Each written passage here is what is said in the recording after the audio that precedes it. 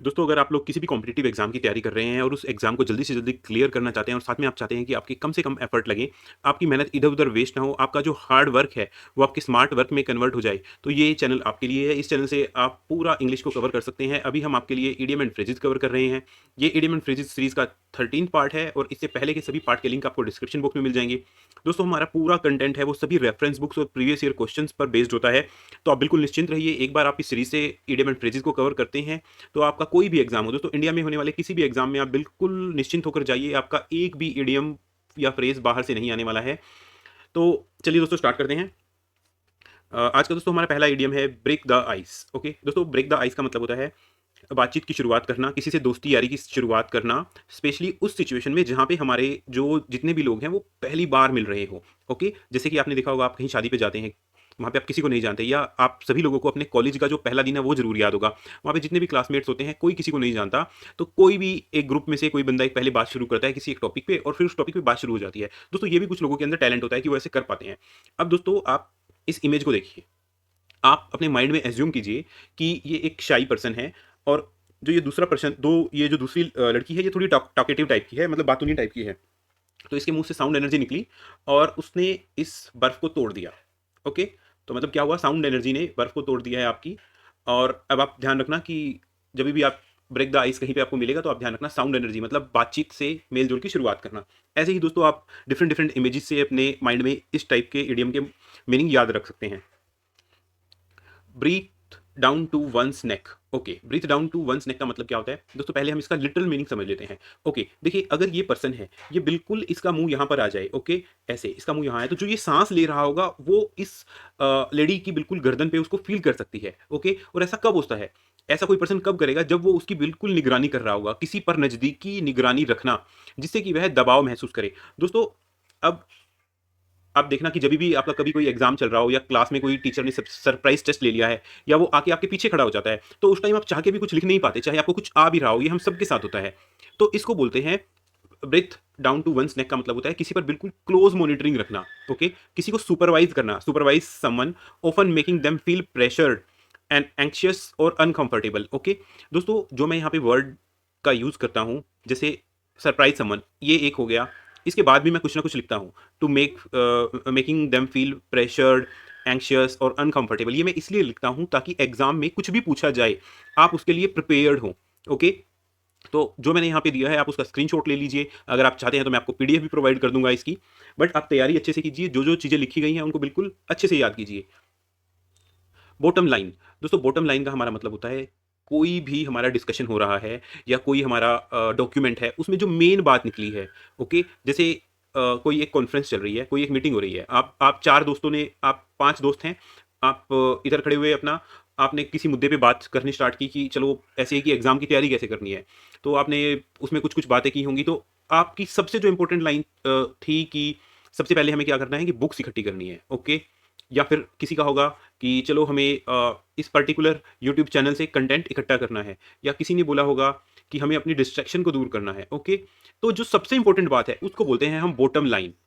Okay, सबसे महत्वपूर्ण बात या अंतिम निष्कर्ष। जैसे आप लोग, बहुत सारे लोग पैराग्राफ लिखते होंगे, ठीक है, उस पैराग्राफ में सबसे नीचे हमारा एक लाइन लिखी होती है, जिसको बहुत जगह पे हम मोरल ऑफ द स्टोरी लिख देते हैं, मोरल ऑफ स्टोरी। ओके, या फिर कंक्लूजन लिख देते हैं हम उसको, कंक्लूजन। ओके, तो उसको बोलते हैं हम बॉटम लाइन। ओके, और ये आया कैसे दोस्तों, आपने देखा होगा कि जब आपने हिंदी इंग्लिश सभी में निबंध लिखा होगा। ओके, जब निबंध लिखते हैं तो हम लास्ट में उसकी एक लाइन लिखते हैं, निष्कर्ष। ओके, या फिर अगर आपने कोई नोटिस पढ़ा हो, तो नोटिस में भी एक लाइन लिखी होती है नीचे। ओके, तो यहाँ से आया, जो बिल्कुल बॉटम वाली लाइन होगी वो सबसे इंपॉर्टेंट होती है। मोस्ट इंपॉर्टेंट और essential point in a discussion, final outcome, conclusion और take away. Bring home. Okay दोस्तों, ब्रिंग होम का हमारे दो मतलब होते हैं। ब्रिंग होम का पहला मतलब होता है हम हमारा किसी बात को पूरी तरह समझ लेना, किसी के माइंड में वो बिल्कुल समझ आ जाना। Okay, to make someone fully understand something. Okay, example देख लेते हैं दोस्तों इसका। The accident brought home to me the importance of wearing a seat belt. जब देखिए यहाँ पे, जब इस लड़की का एक्सीडेंट हुआ, तो जस्ट बिकॉज इसने सीट बेल्ट लगाई हुई थी दोस्तों, सीट बेल्ट लगाने की वजह से इसकी जान बच गई, तो इसको सीट बेल्ट लगाने का महत्व पता चल गया। Bring home. ओके, इसको समझ आ गई वो बात। ओके, दूसरा ब्रिंग होम का मतलब होता है दोस्तों रोजगार चलाना, घर चलाना, रोजी रोटी कमाना, कुछ घर लेकर आना, to earn money to support a family.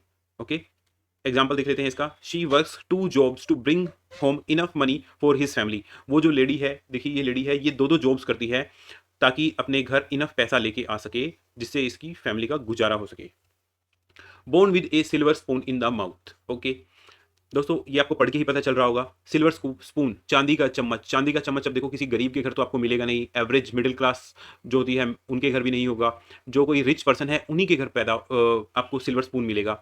तो कोई बच्चा पैदा हुआ है, उसके पैदा होते ही उसके मुंह में चांदी का चम्मच है, इसका मतलब वो पैदा ही अमीर हुआ है, उसको कोई स्ट्रगल नहीं करना पड़ा, उसको पहले से प्रिविलेज फैमिली मिली है, born into a wealthy privilege family, having advantage in life from birth. जब से पैदा हुआ है तब से ही उसके पास एक एडवांटेज है। वो तो दोस्तों जो रिच या अल्ट्रा रिच लोग होते हैं उनके पास होता ही है। Bread and butter. Okay, bread and butter का मेन हमारा मीनिंग होता है दोस्तों रोजगार, या ऐसी कोई चीज जिससे किसी का घर में जो खाना पीना है वो चलता है। ओके, जैसे मैं कहूँ कि मैं ये जॉब करता हूँ और ये जॉब है, ये मेरी ब्रेड एंड बटर है, मतलब मेरे घर में जो खाने पीने की चीजें, बेसिक चीजें आती हैं, वो मेरे रोजगार का साधन है, वो यही है।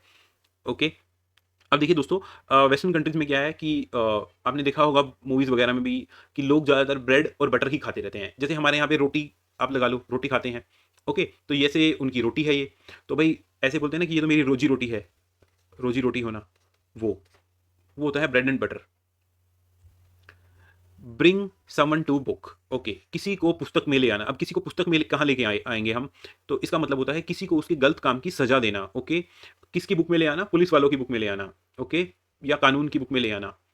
तो ब्रिंग समवन टू बुक का मतलब होता है किसी को उसके किए गए गलत काम की सजा देना। To punish someone for their wrong deed, wrong doing, usually in a legal and official manner. देखिए, अगर आप किसी पर्सन ने आपको कुछ नुकसान कर दिया, फॉर एग्जांपल मान लो आपके साथ मारपीट कर दी या घर में तोड़फोड़ कर दी, तो ऐसा नहीं है कि अगर आपने 10 लोग लेके चले गए और उसकी पिटाई कर दी तो आपने बोल दिया कि ब्रिंग समवन टू होम। नहीं, जब आप प्रॉपर उसकी पुलिस कंप्लेन करते हैं, कानून में उसकी सजा लेके आते हैं, तो तभी उसका इस बुक में नाम लिखा जाएगा। ठीक है, ऐसे आप इसको याद रखना।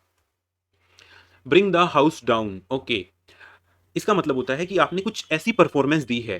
फॉर एग्जाम्पल, एक ये डांसर है, ये बहुत अच्छा डांस करती है और इसने इतनी अच्छी परफॉर्मेंस दी कि जो सभी यहाँ पे दर्शक दीर्घा थी, जो देखने वाले थे, वो इतने प्रभावित हो गए कि उन्होंने ताली बजानी शुरू कर दी। जैसे आप एग्जाम क्लियर करते हैं कोई और आपके सभी जानने पहचानने वाले बिल्कुल खुश हो जाते हैं आपके लिए, उसको बोलते हैं bring the house down. Bring to light. Okay, bring to light का मतलब आप समझ रहे होंगे, कोई चीज पहले अंधेरे में है, आपने उस पर प्रकाश डाल दिया। ओके, आप इसको लाइट में ले आए, तो इसका क्या मतलब है? आप इसको सब देख सकते हैं, पहले अंधेरे में थी तो कोई देख नहीं सकता था।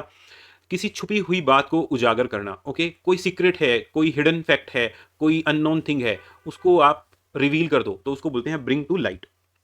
Broken reed. दोस्तों, ब्रोकन का मतलब होता है टूटी हुई या टूटा हुआ, और रीड क्या होता है? आपने देखा होगा पुराने टाइम में जिन लकड़ियों की कलम बना करती थी, या सरकंडे होते हैं, आपने देखा होगा, सरकंडा की लकड़ी बोलते हैं। या आपने देखा होगा कि बहुत जगह पे अभी भी ऐसे चेयर्स वगैरह आपको मिल जाएंगी, इस टाइप की बनी हुई होती हैं वो चेयर, ऐसे करके नीचे उन पर बैठने का होता है, और वो ऐसे डंडी डंडी डंडी सी लगी होती हैं, देखने में थोड़ी ओल्ड फैशन लगती हैं।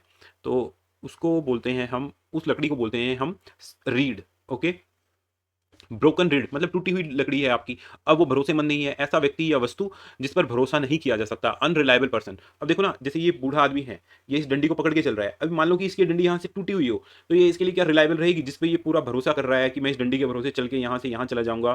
ठीक है, तो इसका मतलब आई होप समझ गए होंगे आप लोग। दोस्तों, यहाँ तक वीडियो को देखने के लिए बहुत ज़्यादा धन्यवाद। दोस्तों, प्लीज़ आप हमारे चैनल को लाइक कीजिए, शेयर कीजिए अपने दोस्तों के साथ इस वीडियो को, और चैनल को सब्सक्राइब कीजिए। आपको कुछ भी डाउट है तो आप प्लीज़ प्लीज़ प्लीज़ कमेंट लिखिए, ये हमारे लिए बहुत ज़्यादा मोटिवेटिंग होगा, और हम और ज़्यादा मेहनत के साथ आपके लिए वीडियो लेके आएंगे ऐसी ही अच्छी। थैंक यू दोस्तों।